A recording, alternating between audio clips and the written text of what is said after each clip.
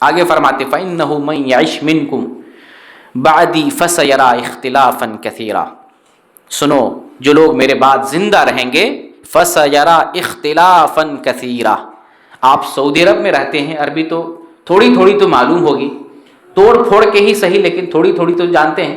اختلاف تو سمجھ رہے ہیں، اختلاف کسے کہتے ہیں؟ جھگڑا، لڑائی، انتشار۔ اختلافاً کثیرہ کسے کہتے ہیں؟ بہت اختلاف۔ ماشاءاللہ آپ سعودی عرب میں رہتے ہیں تو سمجھانے کی ضرورت نہیں ہے۔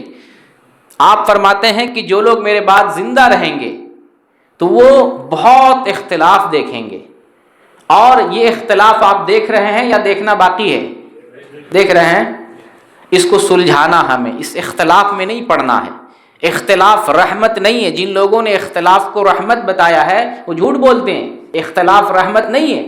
رسول اللہ صلی اللہ علیہ وسلم نے اختلاف سے ہمیں بچنے کا حکم دیا ہے، اختلاف کرنے کا نہیں، اور اگر اختلاف ہے تو وہاں سے ہٹ جانے کا حکم دیا ہے، وہاں رہنا نہیں ہے۔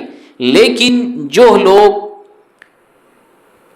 تقلید کو جائز قرار دیتے ہیں یا نجات کے لیے تقلید کرنا ضروری قرار دیتے ہیں، اور جو لوگ کہتے ہیں چار برحق ہیں، اب چار راستے کو برحق کہیں گے تو اختلاف تو وہ کہیں گے صحیح ہے، حقیقت میں اختلاف صحیح نہیں ہے، اختلاف صحیح نہیں ہے۔ آپ فرماتے ہیں کہ جو لوگ میرے بعد زندہ رہیں گے تو وہ لوگ بہت اختلاف دیکھیں گے۔ کرنا کیا ہے؟ آپ صلی اللہ علیہ وسلم فرماتے ہیں فَعَلَيْكُمْ بِسُنَّتِي وَسُنَّتِ الْخُلَفَاءِ الْمَهْدِيِّينَ الرَّاشِدِينَ، یہ ہمیں کرنا ہے، اختلاف میں نہیں پڑنا ہے، اور جو جہاں ہے وہاں نہیں لگے رہنا چاہیے۔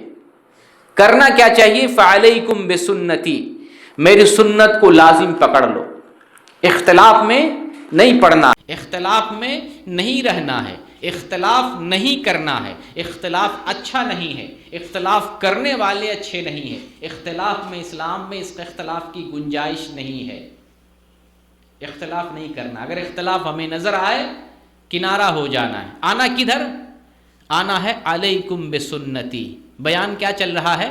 اہل سنت والجماعت۔ یہ حدیث کو سمجھیں، یہ حدیث فیصل کے طور پر ہے۔ اہل سنت والجماعت کو سمجھنے کے لیے حدیث ابو داؤد کی حدیث نمبر 4607، اور بھی مختلف کتابوں میں حدیث ہے، ابو داؤد کے اندر بھی موجود ہے۔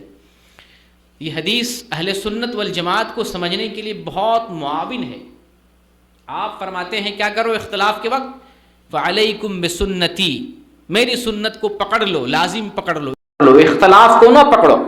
جو کہتے ہیں چار برحق، ان لوگوں نے کیا کیا؟ ان لوگوں نے اختلاف کو پکڑا۔ جو کہتے ہیں چار برحق، وہ کیا کر رہے ہیں؟ وہ اختلاف کو پکڑ رہے ہیں، اختلاف کو بڑھاوا دے رہے ہیں، اختلاف میں پڑے ہوئے ہیں، لوگوں کو اختلاف میں ڈال رہے ہیں، لوگوں کو فرقہ بندی میں ڈال رہے ہیں۔ جو کہہ رہے ہیں چار صحیح ہے اور نبی کہہ رہے ہیں چار نہیں صحیح ہے، اختلاف میں پڑنا ہی نہیں، وہاں سے ہٹ جاؤ، آ جاؤ کدھر؟ فَعَلَيْكُمْ بِسُنَّتِي، میری سنت، اور کسی کی نہیں۔ آپ صلی اللہ علیہ وسلم نے کلمے کا، صیغے کا استعمال کیا جو سمجھنے والا ہے۔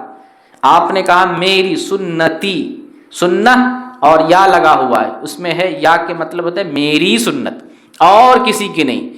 جب رسول اللہ صلی اللہ علیہ وسلم نے خاص کر دیا ہے کہ دین میں ماننا ہے صرف رسول کو، تو پھر چار، پانچ یا اس سے زیادہ یا اس سے کم سنت رسول کے علاوہ کسی کی گنجائش ہی نہیں اسلام میں۔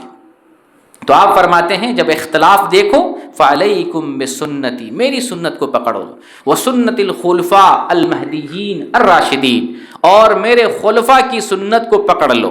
خلفاء راشدین جو چار خلیفہ گزرے ہیں، ہدایت یافتہ ہیں، رشد و ہدایت والے ہیں، ان کی سنت کو پکڑ لو۔ اور ان خلفاء کی بھی الگ کوئی سنت نہیں ہے، ان خلفاء کی بھی سنت وہی ہے جو رسول اللہ صلی اللہ علیہ وسلم کی سنت ہے۔